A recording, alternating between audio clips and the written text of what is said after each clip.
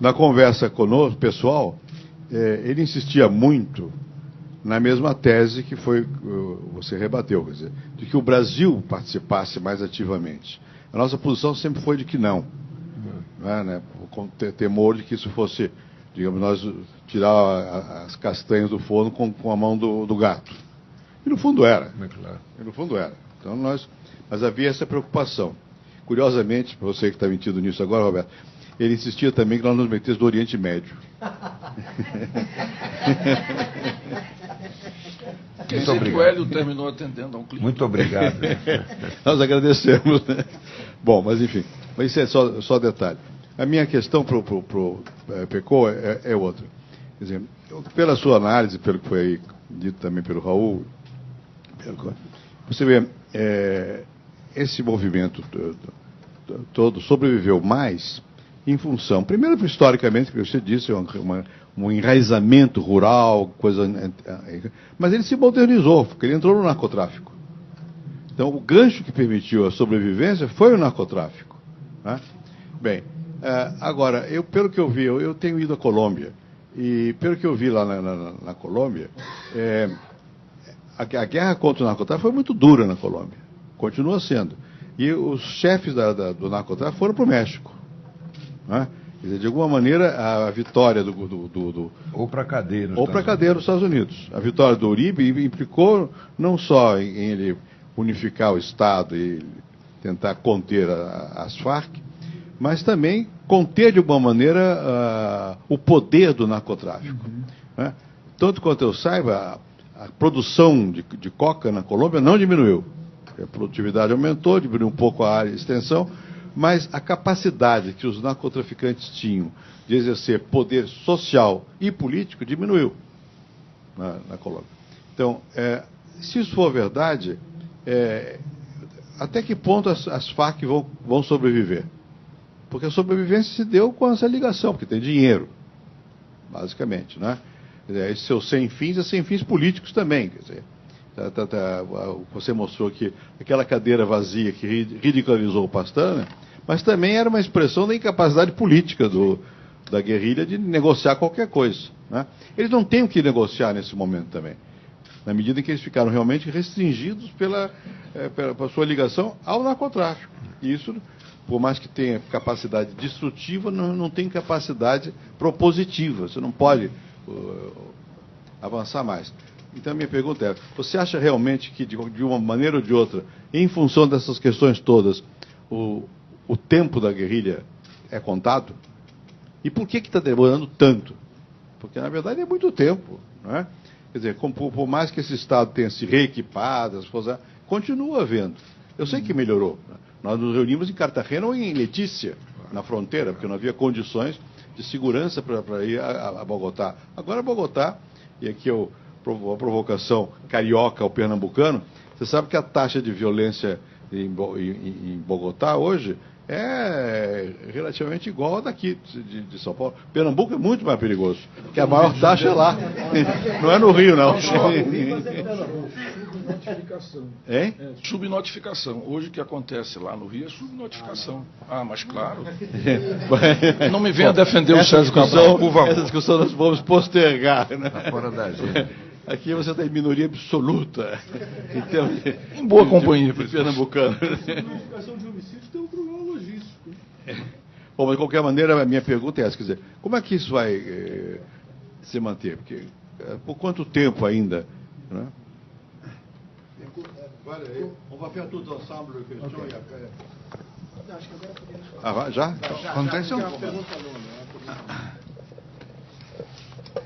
La sorpresa fue cuando murió Marulanda, no era nada obvio que las FARC se pudieran mantener fácilmente, porque Marulanda era el personaje legendario. La historia de las FARC es la historia personal de Marulanda. No hay narración, no hay construcción ideológica, hay la historia de Marulanda como jefe campesino, etc.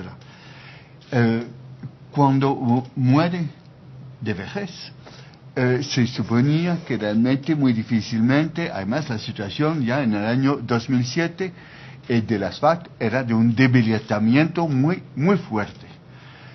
La pregunta es si, a pesar de eso, en primer lugar, bueno, las deserciones muy importantes, los que se pasaron de la U paramilitar. Traiciones también. Traiciones. La famosa comandante Karina, que es una de las dos comandantes de las FARC, que tenía mucha fama por su crueldad, que se pasó, que desertó en un momento dado, y que ahora supuestamente trabaja, da información al gobierno.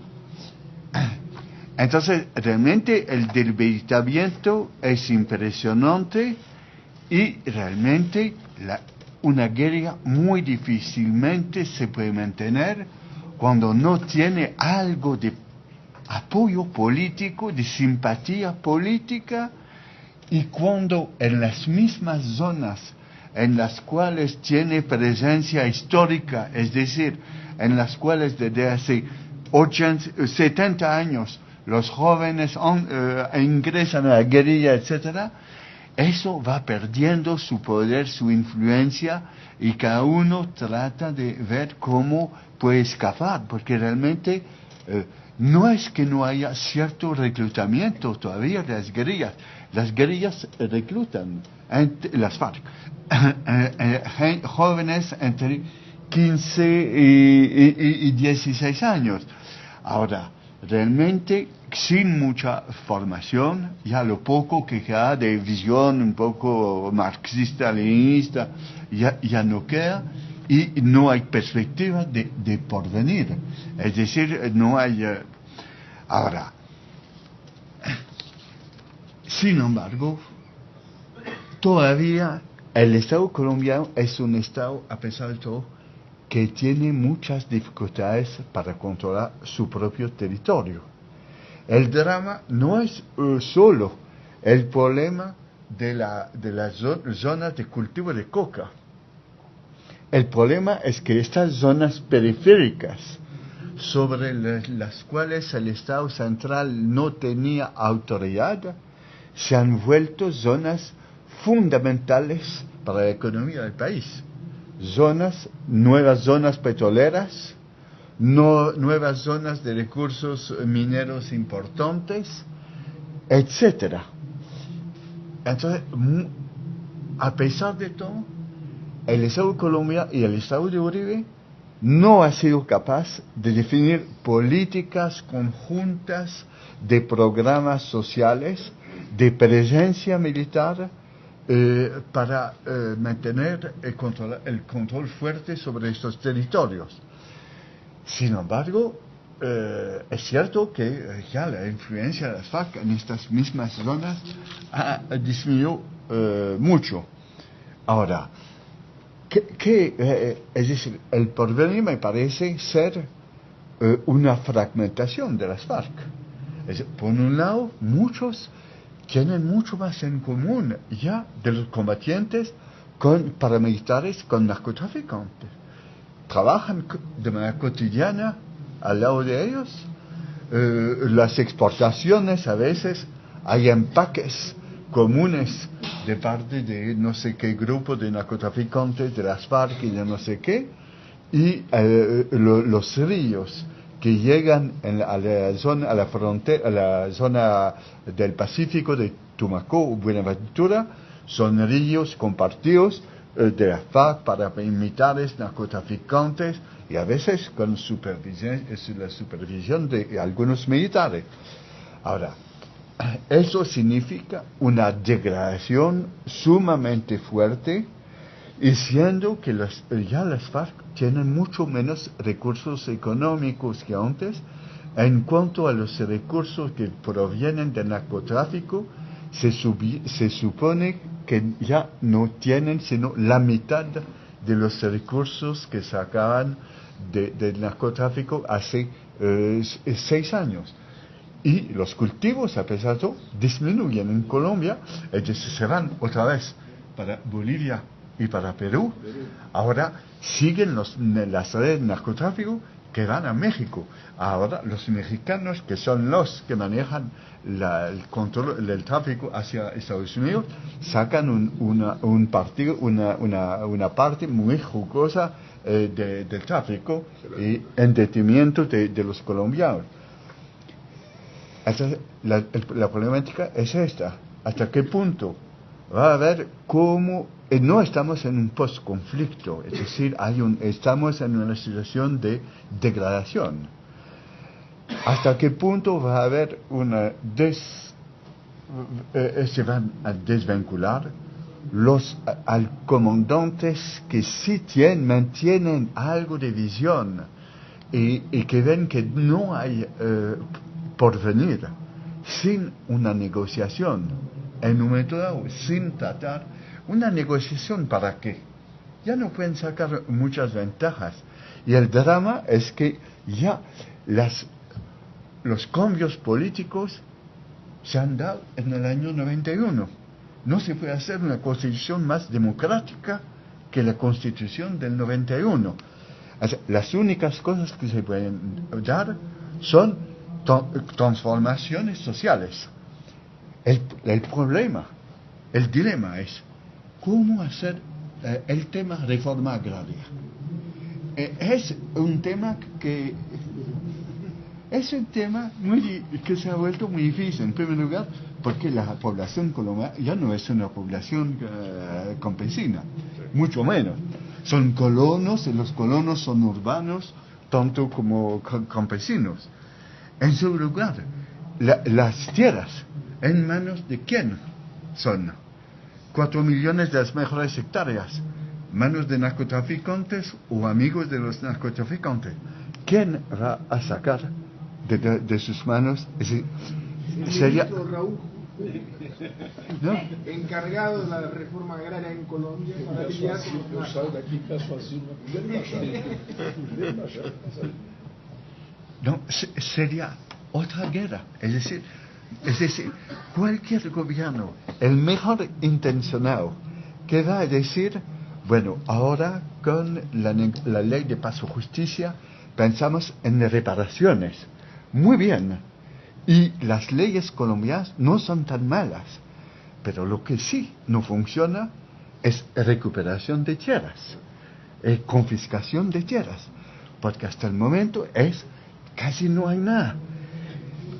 Por una razón sencilla, es armar otro conflicto. Y a pesar de la extradición de los jefes más importantes del narcotráfico y de los paramilitares, esta ausencia hace que en lugar de 14 jefes que manejan algo, controlaban algo, ya hay 100 pequeños jefecillos que muy difícil. O sea, no, es una situación muy complicada, pero yo sin embargo creo que Santos, que va a tener que romper mucho de los lazos que tiene con Uribe, que el presidente va a haber todo un proceso, que va a tener mucho más control de Estados Unidos, que realmente violación de derechos humanos Colombia va a tener que responder. El problema va a ser dramático, porque no hay que la situación de Colombia, desde el punto de vista de violaciones, es mucho peor que la situación de cualquier otro país del Cono Sur, o incluso tal vez de Guatemala. Es decir, que realmente entre desaparecidos, desplazados, 3 millones de personas, violaciones, no, es increíble el balance. Y todos metidos en eso, es decir, las Fuerzas Armadas ha tenido su participación en todos esos crímenes. O sea, ¿cómo se sale de una situación así? Yo creo que Juan Manuel Santos va a tener, de manera urgente, que discutir, que tratar de hacer que los militares, que realmente es el sector que más difícilmente está en una situación más delicada, siendo que una vez más son 200 militares ya en la cárcel, 2.000 otros investigados, 2 generales condenados a 40 años. Los militares no van a aceptar fácilmente y se habla mucho de que desde hace un año hay una huelga, un paro tórtugo, una huelga tórtuga, como dicen en... Sí, sí, que una operación tortuga, que no pelean mucho porque dicen, nosotros ¿para qué? Porque después nos van a investigar y muy difícilmente las guerras no siempre no pueden ser limpias, a pesar de que ha mejorado mucho el aspecto sucio de la guerra que llevaron los militares. Es menor ahora, pero hay escándalos otros que del año pasado, 2000 indigentes considerados como guerrilleros. O sea, es una situación muy delicada. Yo creo que un día, es decir, a finales de este cuatrienio, o tal vez, si llega a imponerse Juan Manuel Santos, que tiene ventaja de pertenecer a la élite colombiana, es decir, más fácilmente que otro, tener el apoyo de las élites, etcétera, de tener a pesar de todo cierta confianza de los militares, porque ha sido buen ministro de Defensa, excelente ministro de Defensa, a pesar del escándalo que aconteció cuando era ministro de Defensa. Él tal vez tendrá la posibilidad de negociar, de finalizar poco a poco con las FARC, es decir, con el ala que mantiene un aspecto político de las FARC. Sí. Que vai ser grande problema no futuro. Já é. No México. Sí, y yo creo que Brasil tendrá que tener un papel importante cuando llegue el momento de a intentar una salida política parcial para el problema. Brasil es el único país que puede hacer algo. Eu tinha curiosidade de ouvir alguma coisa sobre as relações das Farc com o Brasil. Nós temos notícia de que as Farc têm relação com o MST, tem relação com o narcotráfico e tem relação com o PT. A sua pesquisa permite trazer alguma informação ou perspectiva nova sobre isso? ¿Puedo contestar? Difícilmente, sí, las FARC tienen algunos contactos, pero hasta el momento son contactos puntuales. Hace todo lo posible. Sí, además mandan mucho, tienen redes de narcotráfico en Brasil, ¿no? Y exportan mucho a través de Brasil. Pero yo dudo... E o consumo local tem crescido exponencialmente. ¿Cómo? O consumo de cocaína y crack no Brasil tem crescido exponencialmente. Eso pasa en el conjunto del mundo. Es decir, aumenta el consumo en América Latina, aumenta el consumo en Colombia, que no era tan fuerte, aumenta el consumo en Europa. Es decir, el mercado norteamericano está saturado, más o menos. Aumenta, están buscando mercados... Não está saturado. Há uma substituição da coca por droga sintética nos Estados Unidos. No Brasil também. Sí. No, sí. Para sobre o PT, o PT você falou. E o MST? O PT convidou a FARC no Fórum Social Global e eram parte do grupo em São Paulo. Ou seja, explícito, aberto. O Fórum de São Paulo. O Uribe, quando tivemos com o Uribe, ele fez uma queixa muito árdua ao governo brasileiro, ao Brasil, pelo caso do Cura Camilo. O Cura Camilo é um membro das Farc que vive aqui no Brasil, continua atuando, inclusive no computador do Raul Reyes, né?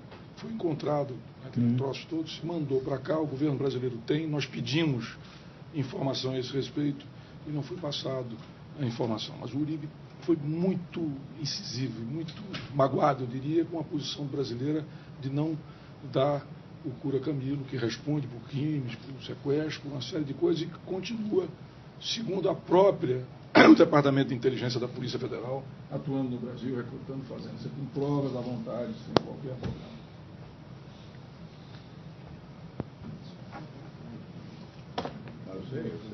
Posso? Nicola Tingas, da Sobet e da FGV Management. Eu fui economista para a América Latina durante muitos anos, acompanhei a Colômbia de 2002 a 2006 com visitas muito frequentes. Quando eu cheguei na Colômbia em 2002, a primeira vez, eu fiquei no Hotel Radisson, tinha 3 pessoas só no hotel. Quando eu saí em 2006, hotel full, não tinha vaga e tudo mais. O PIB potencial da Colômbia em 2002 era 3% quando muito, e tinha vindo de uma longa e difícil recessão. O PIB potencial da Colômbia hoje é 7% e cresce isso sem problemas. Naquela época era dificílimo. Quando eu cheguei na Colômbia, me disseram, olha, nós contratamos um analista político, especializado em FARC na época, e ele mostrou um mapa e falou, você está vendo essas 7 cidades aqui? Sim. No meio do mapa, assim, essa é a Colômbia. Falei, essa área aqui? Não, não. Estas 7 cidades são a Colômbia. A Colômbia não existe. Existem essas 7 cidades sitiadas. 4 anos depois, agora o próximo ministro, Juan Carlos Echeverria, me contava já há alguns anos na época, falou, olha, nós temos um sítio da família lá fora, a gente nunca mais foi, ninguém mais vai, porque é sequestrado e tal, todos nós estamos indo já. Por quê? Porque o Uribe retomou com força, retomou as estradas, começou a fazer a retomada do país, imparcial ou tal. Enfim, o país em pouco tempo sai de uma situação para outra de forma vertical. A pergunta é, esse modelo de poder é um modelo bem sucedido ou não? E qual é a crítica que se faz desse modelo de poder para a América Latina? Ele pode ser de utilização ou não?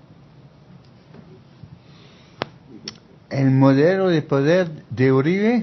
Pues, te hablo en castellano mejor. Sí. Si el modelo que el Estado de Uribe, ¿cuál crítica se hace? Puesto que, a ver, que hay seguridad. Progreso, seguridad, etc. No, es cierto que de parte de la opinión pública hay mucho alivio, porque nuevamente se puede pasear, inclusive a veces pasear por la noche en las carreteras. Es decir, eso, la última fase de las llamadas pescas milagrosas, cuando se había vuelto un peligro pasar por la mayoría de las carreteras y realmente con 2.000 o 2.500 secuestros al año se vuelve un problema mayor. Es decir, el hecho de que la opinión colombiana se hubiera derechizado como lo ha hecho, tiene explicaciones también, y el hecho, yo diría, que la opinión urbana, entonces, no se hubiera ofendido de las cosas monstruosas que han hecho los paramilitares. Es decir, en Bogotá, la crítica a los paramilitares fuera de los círculos de derechos humanos es muy limitada. Es decir, es un problema de otras partes, es el país rural. Ahora, porque Colombia es un país extraño que sigue siendo además un país tan urbanizado, pero del punto de vista político, de la dinámica política, eso de los poderes locales rurales sigue siendo muy influyentes. Y uno de los apoyos de Uribe, fuera de opinión, son todos estos jefecillos del campo y de los jefecillos que en muchos casos se metieron al lado de los paramilitares. Entonces, bueno, la paz tampoco no es tan grande. No hay que olvidar que el problema es que en el momento son muchas las zonas que están en manos de poderes que son poderes aliados con fuerzas oscuras. Es decir, cuando hablo de fuerzas oscuras, tanto nuevas formas de paramilitarismo como narcotráfico. Es decir, mucho, y eso no solamente en las zonas rurales. En Cali hay mucha influencia de esas redes complicadas, y todo eso hace que tampoco los éxitos hayan sido tan total. El problema, de todas maneras, es que establecer por primera vez autoridad del Estado sobre zonas periféricas todavía queda por hacer, porque son unos pocos que intentan en el Ministerio de Defensa hacer programas que combinen programas sociales, programas de protección y de defensa, programas de inteligencia y un conjunto de cosas que puedan mejorar las condiciones de la gente.